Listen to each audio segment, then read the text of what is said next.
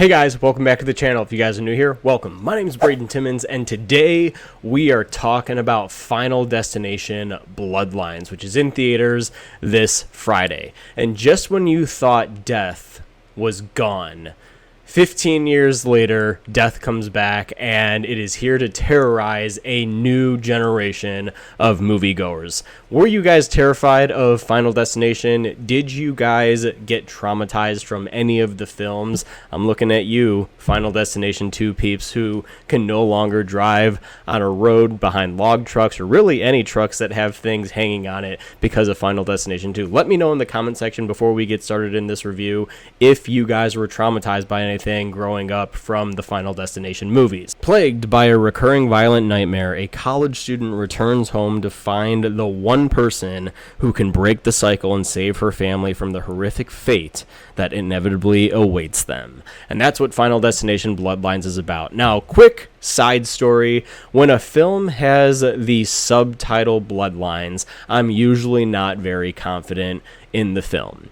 And that just is probably because a few years ago, I was pretty excited for Pet Sematary Bloodlines, which went straight to Paramount Plus, and it was absolutely atrocious. So when I found out that Final Destination 6 was going to be subtitled Bloodlines, I was immediately nervous, because I'm like, well, usually films with the subtitle Bloodlines isn't all that great. So I was kind of nervous. However, as I started to see more about the movie, that first teaser, it looked absolutely stunning. The direction of the film looks stunning. The color grade looks stunning. And some people said it looked a little too modern, but guys, we live in modern times. It's going to, of course, be updated. It's not going to have that grainy early 2000s sort of feel to it. And it's not really that the early 2000s was grainy. It's just more so of it had a distinct look to it. Like, you could watch a movie and be like, that's from the early 2000s, or really just from the 2000s in general. Final Destination Bloodlines is newer, it's more slick, and so of course it's going to look modern, but I think it looks absolutely stunning. That's my first big compliment on the movie, is the look of it. Looks gorgeous, it feels modern, it feels like it's a good time to bring this movie back. Another thing that this movie does differently than previous installments in the franchise, there's very few installments of the Final Destination movies. Final Destination, the first film, and Final Destination 3 really hone in on it a lot, but it's actually give our main characters characterization, things that, you know, we can actually care about them for, so that way when shit hits the fan, you don't want to see anything happen to them. Alex is a good example in Final Destination, the first film, and then Wendy is a great example from Final Destination 3, and Final Destination 3 is still my favorite one to this date. But very much like those films, Stephanie in this film, or she goes by Steph most of the movie, she is absolutely a character that you can get behind. She is the one that is just traumatized with this nightmare of her family's history, and she has to solve this in order to save her family. So naturally, you can get on board with her. She doesn't want to see anything happen to her family, anything like that. Really, really solid characterization. And one thing that I do feel like is going to be a hit or miss with the newer audiences, as well as even the older audiences, is really this movie is a lot funnier than anticipated.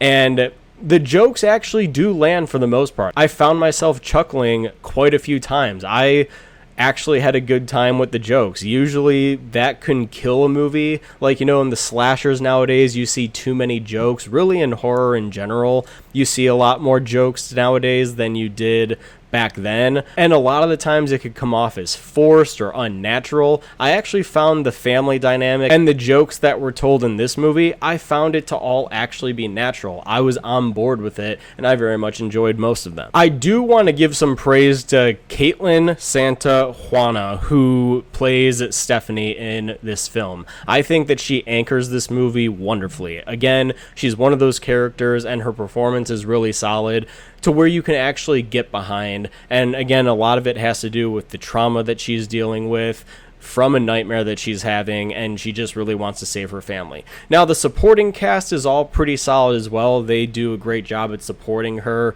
in this role. They all play off really good family dynamics and everything. So she has a lot of really solid support around her in order to make her more charismatic throughout the course of the movie. Again, those jokes only work because of the supporting cast members. Again, that only works with a really good supporting cast, and I do think that they all work really well together here. Now, of course, there's one person that I really do want to give praise to, and that is Tony Todd. This is the last film that he did before he unfortunately passed away in November of last year, and he is in this movie. We actually get a little bit more characterization on William Bloodworth, as the movie has promised we are going to get, and I really do like the direction that they took the character. I actually do like the explanation of the character of William Bloodworth. Tony Todd is in it for a very brief amount of time, so if you're going into this thinking that you're going to see a lot of him,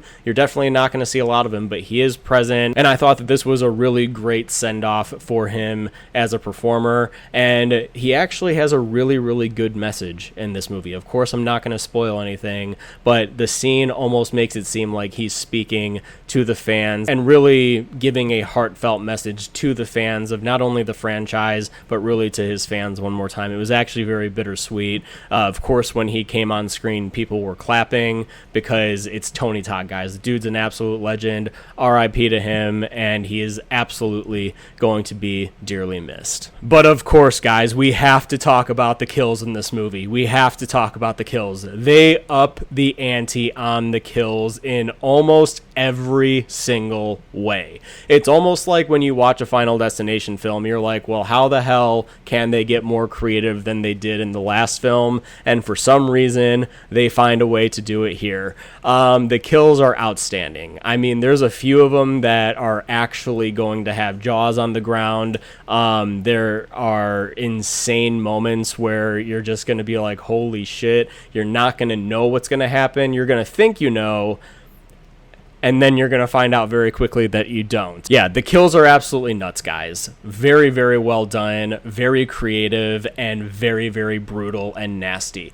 Like I said, the film is here to traumatize a new generation. There's no way that this movie is not going to do the job. I had a really good time with it. Outside of really all of the positives that I've been giving this movie, it's not perfect. Some of the effects could have used a little bit more work in some area, and that's where I know I said that the movie feels modern. Some of the effects you'll look and you'll be like, well, maybe you could have spent a little bit more time on it. They could have dialed back on the jokes a tad bit, only because in some suspenseful moments where you're supposed to feel a little on edge, the comedy does take it out. That's unfortunately just always going to be a thing in horror or in dramas when something serious is supposed to be going on and there are jokes that are kind of mitigating it. Like I said, it works for the most part, but I feel like they could have just dialed back a little bit. But the effects is what I really wanted to hone in on. They could have spent a little tad bit more time on the effects. Some of them do look a little cartoonish,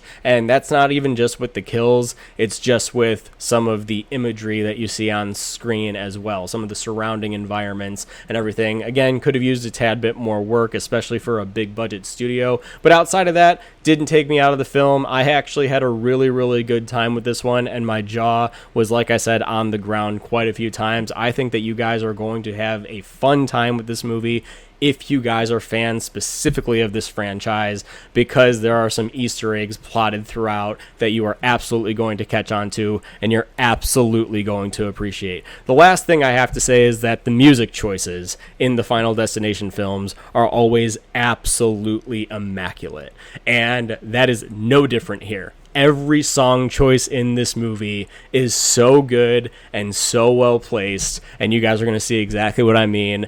Make sure that you guys, after you have a chance to see the movie, comment below, let me know what song was your favorite in the scene that it played out. Of course, if you're going to post spoilers, make sure that you say that you were going to be posting spoilers. So with all that being said, guys, post your guys' comments down below. Let me know, what do you guys think of the Final Destination franchise, and are you guys excited for Final Destination Bloodlines, or have you guys seen it? Let me know what you guys thought about it. And with all that being said, everyone, thank you guys so much as always for watching. Look forward to more videos very soon. And as always, if you guys like like this, don't forget to join this channel on its journey to 20,000 subscribers, and I will see you guys in my next video.